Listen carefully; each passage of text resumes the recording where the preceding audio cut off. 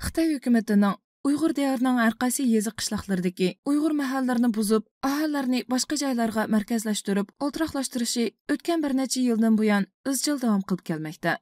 Yaqinda Xitoy hukumatining bu qurilishni butkul Uyg'ur diyariga umumlashtiradiganligi hamda uning qanday maqsadlarning borligi bir qism rasmiy xabarlarda oshkora tilga ilindi.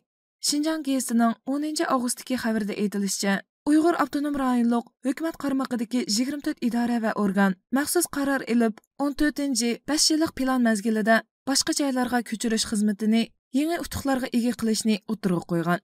Xabarda aytilishicha, bu qurilish Avtonom rayonluq hukumatning umumiy yetakchiligida har qaysi nahiya va shaharlarda ijro qilingan bo'lib, Janubiy Xinjiangdagi 4 viloyatning nomrod rayonlarida 10 viloyat va shahar, 56 nahiya va rayon tavasidagi 333 nuqtada ishga oshirildi deyilgan.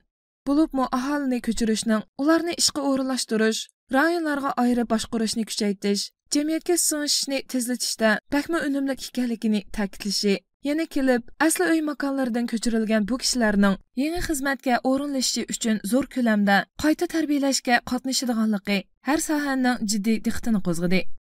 Amerikadagi mustaqil analizchi Elshad Hasan bu haqda to'xtalib, buni Xitoy hukumati o'tgan 70 yil mobaynida izchil davom qilib kelgan Uyg'urlarni assimilyatsiya qilish hamda Xitoylarga singdirib etish urinishining bir turlik muhim chorasi ekanligini ko'rsatdi. Shunaqla o'tgan 20 yilda Xitoy hukumatining Qashqardagi Uyg'urlarni xatarlik uylardan yangi binolarga ko'chirish nomida Uyg'ur kimligini va Uyg'ur madaniyatini vayron qilganligi, an'anaviy Uyg'ur o'ltiroq mahallalarni buzib tashlab, xitoylashtirishni kuchaytganligini alohida misol qildi. U bu haqda so'z qilib, Xitoy hukumati endi butkul Uyg'ur mahallalarni buzib, Uyg'urlarni Xitoylar bilan aralash o'ltiraqlashtirish hamda butkul Uyg'urlarni bir qitimdan kasbiy tarbiyalashga opirish maqsadiga yetmoqchi dedi.